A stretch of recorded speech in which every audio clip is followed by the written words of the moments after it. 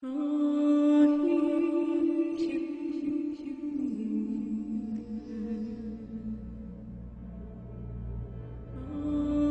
day, religious Jews pray for the coming of the Messiah. Traditional Jews believe that in every generation there's a potential Messiah, and that if the generation is worthy, then that messianic figure will be revealed. There's going to be a son of David, and yet, according to the prophecies, greater than David.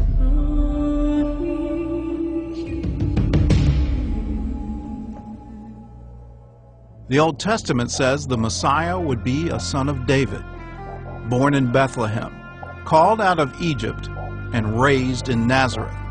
He would be a teacher and a healer. He would calm the seas and cleanse the temple. He would be welcomed as a king and yet killed as a criminal. Then 3 days after his death, he would rise from the dead. These are just a few of the prophecies written about the Messiah. Only one man in history fulfilled them all. If we rightly understand the Hebrew Bible, either Jesus is our Messiah or there can never be a Messiah. There's no question that in the mind of God, he was going to send a Redeemer. His intent for Israel was to be a priestly nation through whom the whole world could be blessed. And it took 2,000 years from Abraham to the coming of the Messiah to prepare a people that could welcome the Messiah. Jesus was born into a world of political upheaval. The Jews had returned from exile to a nation they no longer ruled.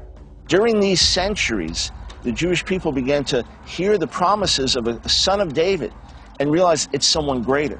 It's not just a regular king. The regular kings have fallen short. They were speaking of this anointed one that would be known as the Messiah. Every prophecy that was spoken about someone from the line of David that was not fulfilled in their lifetime became a potential messianic prophecy. The line of David was no longer in power. Herod the Great was on the throne, and for the first time in history, the Jews had a Gentile king. He had been a convert from the Idumean people to Judaism, and his parentage had no Jewish blood in it at all. Because of his own lowly birth, Herod was threatened by the descendants of David, so he raided the public archives and burned the genealogies of the Jews.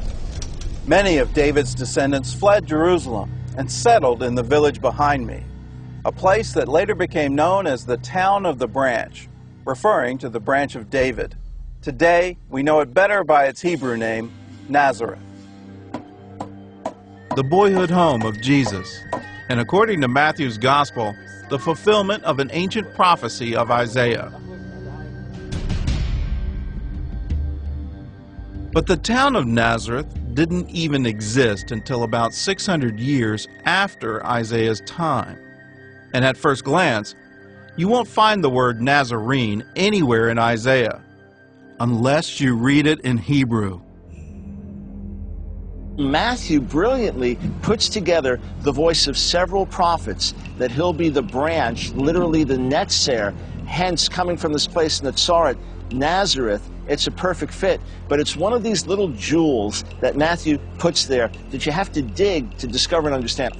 In point of fact, Messiah was netzer, the branch, the shoot that came up out of the root of David. In Jesus' day, only about 150 people lived in Nazareth.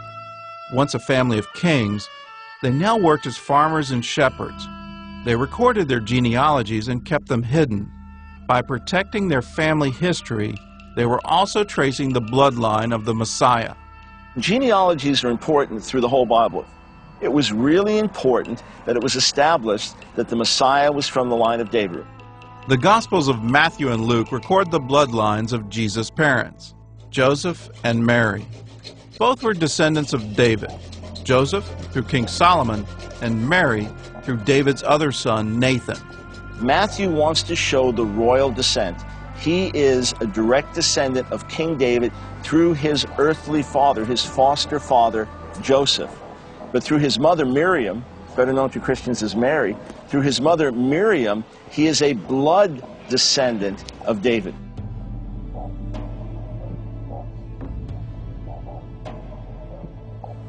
It was here in Nazareth that the angel Gabriel visited Mary.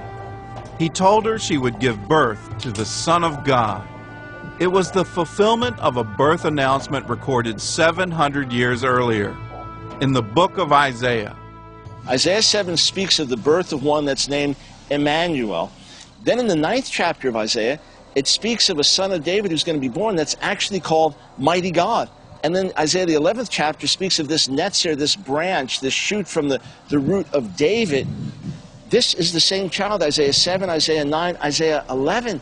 This is the same child who's been born supernaturally. It's quite striking. You have to dig to find it, but when you dig, it's one of those hidden treasures. A royal family in hiding, a virgin with child, and a nation waiting for a redeemer. The stage was set for the most significant birth in the history of the world, Jesus, the Messiah of Israel.